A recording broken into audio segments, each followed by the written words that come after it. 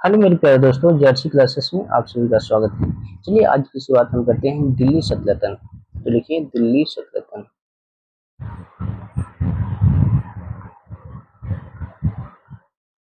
चलिए लिखिए दिल्ली सल्तनत। अब दिल्ली सल्तनत देखिए, 5 वंश ने शासन किया था। कितना? 5 वंश ने शासन किया था। तो पहला था गुलाम वंश। देखिए गुलाम वंश। ठीक। दूसरा था खिलजी वंश।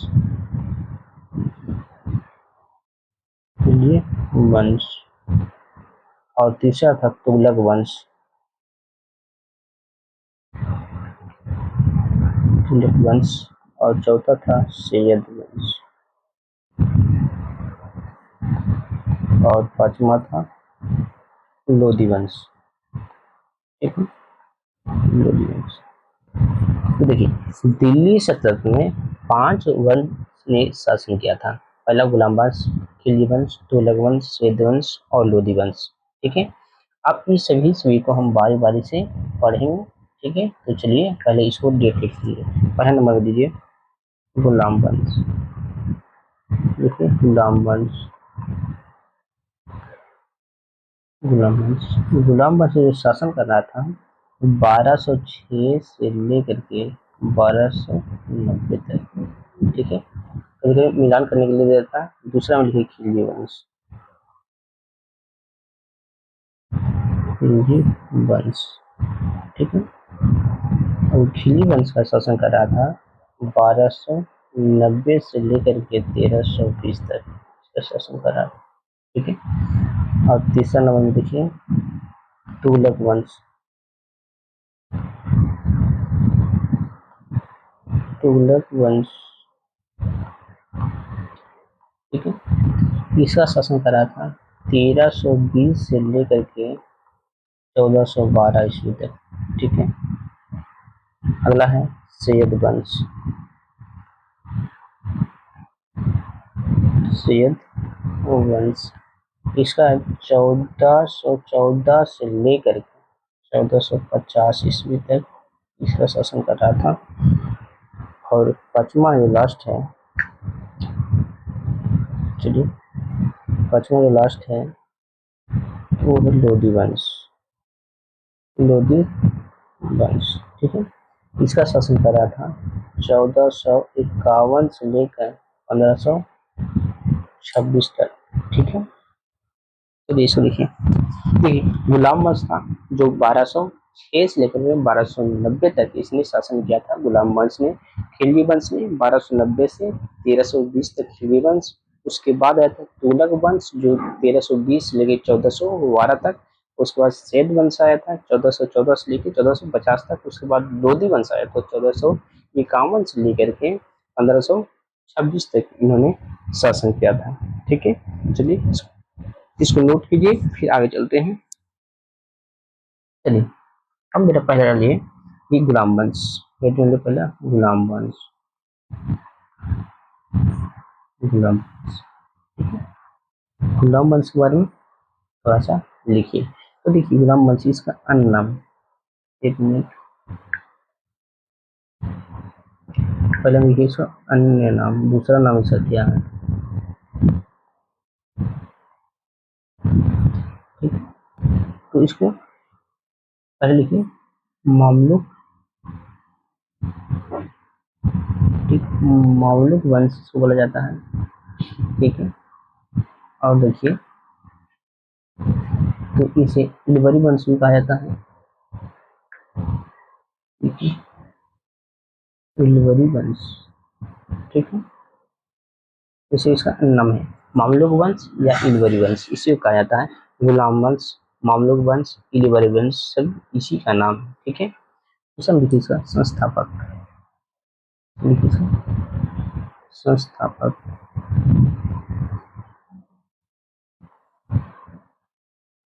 तो इसको संस्थापित करने वाले कुतुबुद्दीन ऐबक था। देखिए कुतुबुद्दीन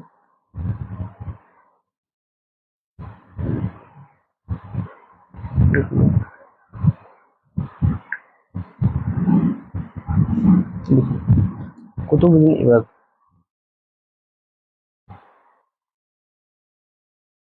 कुतुबुद्दीन ऐबक, ठीक है। इसके संस्थापक करने वाला कुतुबुद्दीन ऐबक था। और एक पॉइंट और इसमें लिखिए, 11 शासक ने इस गुलाम वंश में शासन किया था। 11 शासकों ने लगभग 84 वर्ष तक शासन किया था, शासन किया, ठीक है। अब इसको देखिए कि गुलाम वंश के बारे में थोड़ा सा फैक्ट याद रखिए कि इसका अन्य नाम है मामलुक वंश, इलबरी वंश, गुलाम वंश, ठीक है। इसका संस्थापक कौन था? कुतुबुद्दीन ऐबक इसका संस्थापक था। और 11 शासकों ने लगभग 84 वर्ष तक गुलाम वंश पे शासन इन्होंने किया था, ठीक है। 11 वर्षों तक, हाँ, दिल्ली सल्तनत पे इन्होंने शासन किया था। गुलाम वंश के जितना भी शासक था उसमें से 11 शासकों ने 84 वर्ष तक शासन किया था, ठीक है। चलिए आगे चलते हैं। अब देखिए कुतुबुद्दीन ऐबक, देखिए प्रमुख शासक पर लिखिए, प्रमुख शासक, पहले हम लिखें कुतुबुद्दीन ऐबक,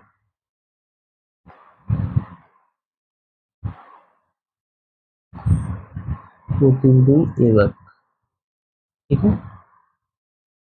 अब उन्होंने शासन किया था 1206 से लेकर 1210 तक उनकी शासनकाल है, ठीक है। होता है कुतुबुद्दीन ऐबक के शासनकाल कब से कब तक? 1206 से लेकर 1210 तक उन्होंने शासन किया था, ठीक है। अब देखिए इनके बारे में थोड़ा सा पढ़िए कि ये कौन था? तो ये गौरी का उत्तराधिकारी था, देखिए गौरी, गौरी का उत्तराधिकारी था, उत्तराधिकारी, ठीक है। गौरी का उत्तराधिकारी था। इसने अपनी राजधानी इन्होंने, देखिए राजधानी इन्होंने लाहौर में बनाया था। कहाँ पे? लाहौर में, लाहौर में बनाया था इन्होंने राजधानी, ठीक है। और एक प्रारंभ में लिख लीजिएगा, प्रारंभ में, ठीक है। तो इन्होंने राजधानी कहाँ बनाया था? तो लाहौर को इन्होंने राजधानी बनाया था, ठीक है। अब आगे चलते हैं, इनको डेथ कैसे हुआ था? तो इनको डेथ की बात, निधन की बात करते हैं। तो चौगान खेलते समय इनको डेथ हुआ था, देखिए चौगान खेलते समय,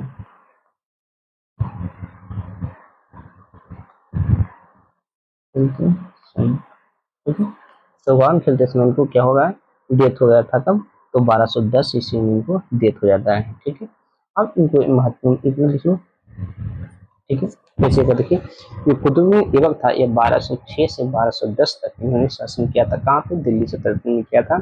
तो ये कौन थे? तो गौरी का ये उत्तराधिकारी था। इसने राजधानी कहाँ बनाया था? इसने राजधानी लाहौर में बनाया था, परनम में लाहौर में बनाया था। इसको निधन कैसे हुआ था?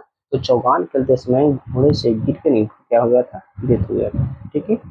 अब चलिए आगे चलते हैं, ठीक है। कुछ इनको उपाधि जो महत्वपूर्ण है वो लिख लिए, ठीक है। आगे लिखिए उपाधि, उपाधि, तो उपाधि लेकर के वो बॉक्स बनाइएगा, ठीक है। इसको उपाधि में लिख लीजिएगा।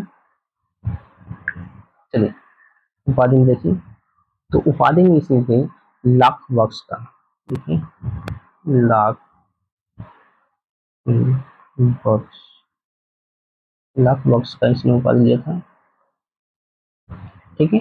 और दूसरा उपाधि इन्होंने लिया था मलिक का उपाधि लिया था, मलिक, मलिक का। और तीसरा उपाधि लिया था, वह लिया था सिपह सलार, सिपह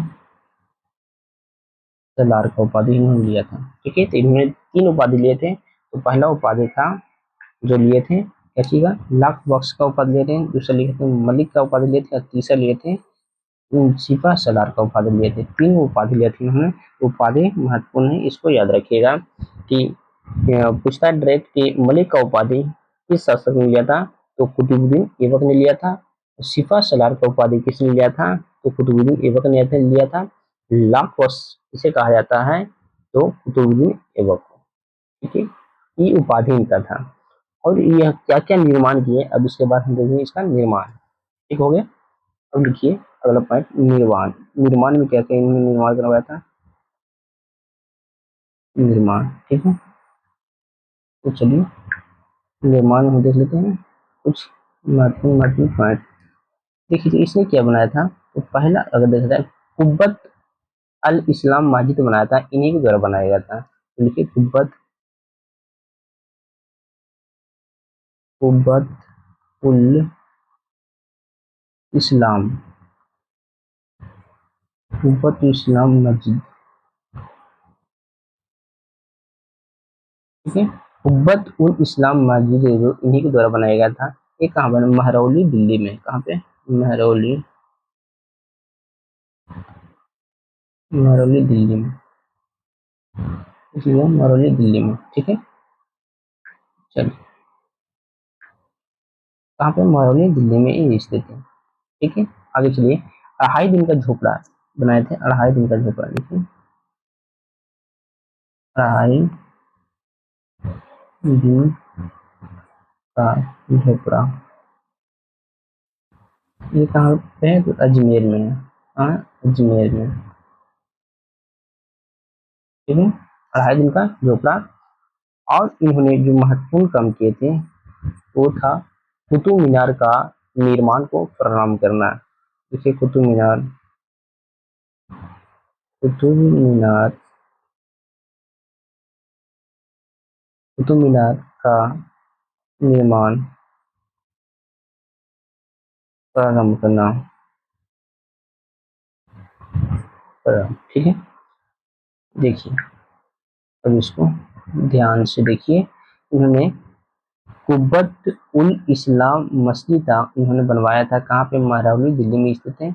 और सबसे महत्वपूर्ण ये दो याद रखिएगा, 2.5 दिन का झोपड़ा जो अजमेर में बना था, इन्हीं के द्वारा निर्माण किया गया था। और कुतुब मीनार का निर्माण इन्हीं के समय में प्रारंभ किया गया था।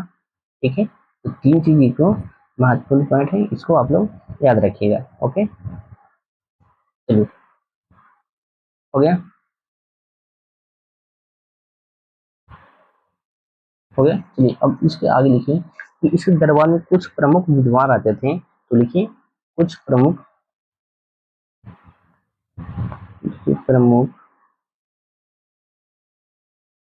दरबारी विद्वान।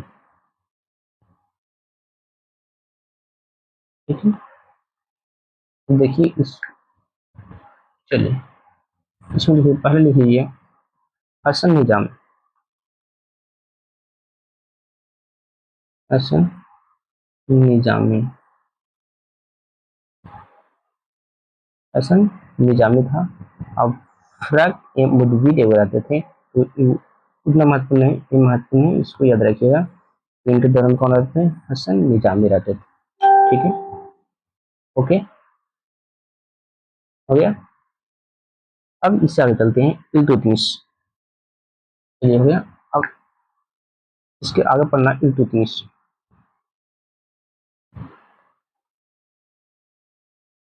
ठीक है, इल्तुतमिश, इसका शासनकाल कब था, तो 1210 से 1236 तक इनका शासनकाल था। ठीक है, 1210 से 1236 तक इल्तुतमिश का शासनकाल है। ये कौन था, तो ये बदायूं का गवर्नर था। ठीक है, बदायूं का गवर्नर। ठीक है, चलिए अब अगला पॉइंट और थोड़ा सा इसमें लिख लीजिए कि ये था जो कुतुबुद्दीन ऐबक के बेटी से इसने शादी किया था, तो उनका दामाद था। लिखिए कुतुबुद्दीन ऐबक, कुतुबुद्दीन ऐबक का दामाद था, कुतुबुद्दीन ऐबक का दामाद था। और तुर्क शासन का वास्तविक संस्थापक इसी को माना जाता है। तो अगला पॉइंट लिखिए कि तुर्की शासन,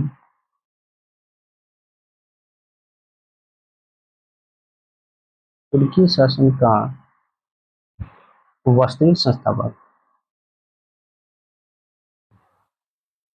वास्तविक संस्थापक माना जाता है। ठीक है, तो तुर्की शासन का वास्तविक संस्थापक किसको माना जाता है? इल्तुतमिश को माना जाता है। तीन बात याद रखिए, ये कौन था? तो बदायूं का एक गवर्नर था, ठीक है, कुतुब का ये दामाद था, और ये तुर्की शासन का वास्तविक संस्थापक ये था। ठीक है, अब चलिए इस आगे चलते हैं। ठीक है, तो अगला पॉइंट लिखिएगा। चलिए अगला पॉइंट लिखिए कि इक्ता प्रणाली इन्होंने प्रारंभ किया था। तो अगला पॉइंट लिखिए, इक्ता प्रणाली प्रारंभ किया था। ठीक है, इक्ता प्रणाली इन्होंने प्रारंभ किया था। चलिए आगे देखिए, अगला है कि 40 जो 40 अमीरों का दल का गठन किया था। दल का गठन किया, जिसे क्या कहा गया था? तुर्कान ए जिसे तुर्कान ए चहलगानी कहा गया था। ठीक है, तुर्कान ए चहलगानी कहा गया। ठीक है, अब देखिए एकता प्रणाली इन्होंने प्रारंभ किया था। ठीक है, 40 अमीर का, जितना 40 का जो अमीर था उसका एक दल बनाया, एक गठन बनाया, और उसका नाम दिया तुर्कान ए चहलगानी। तुर्कान ए चहलगानी उसका नाम दिया गया था। तुर्कान ए चहलगानी क्या है? तो 40 अमीरों का एक दल था, एक गठन था, जिसे तुर्कान ए चहलगानी कहा गया है। ठीक है, तो सीधा पूछता है तुर्कान ए चहलगानी किसके द्वारा प्रारंभ किया गया था या किसके द्वारा गठन किया गया था? तो इल्तुतमिश के द्वारा एक गठन किया गया था। ठीक है, चलिए हो गया। अब अगला पॉइंट लिखिए। अगला पॉइंट में लिखिए कि चांदी का टंका और तांबे का तांबे का पीतल का निर्माण किया। ठीक है, चलिए अब अगला पॉइंट देखिए कि इसको बारे में कहा जाता है पहला ऐसा तुर्क था। पहला पहला ऐसा तुर्क तुर्क शासक जिसने शुद्ध अरबी का सिक्का शुद्ध अरबी का सिक्का चलाया। ठीक है, अब देखिए पहला ऐसा तुर्क शासक था जिन्होंने शुद्ध अरबी शुद्ध अरबी का सिक्का चलाया। शुद्ध अरबी सिक्का इन्होंने चलाया था। ठीक है,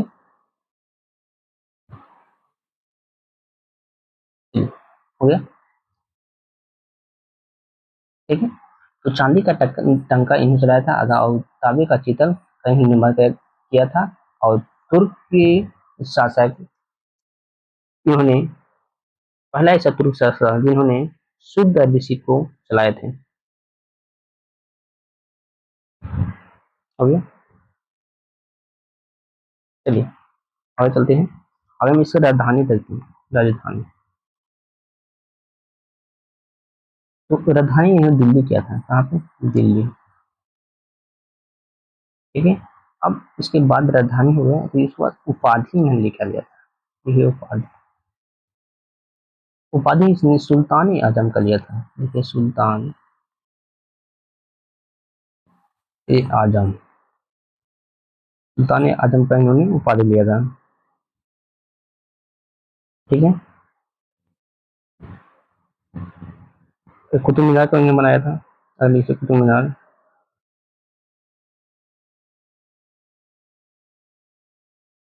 कुतुब मीनार को कुल किया था। इल्तुतमिश ने आधा छोड़ दिया था, तो इसको पुन किसने करवाया था? कुतुब कुतुबुद्दीन ने क्या किया था, आधा हिस्सा छोड़ दिया था, तो उससे ऊपर में इन्होंने बनाया था। लगभग 73 मीटर ऊंचाई पे इन्होंने काम किया था। और चलिए, हो गया। इसके बाद जो उत्तराधिकारी था वह कौन था, तो रजिया सुल्तान बनी थी। ठीक है, तो इसको अगले वीडियो में देखें। Okay, all the best.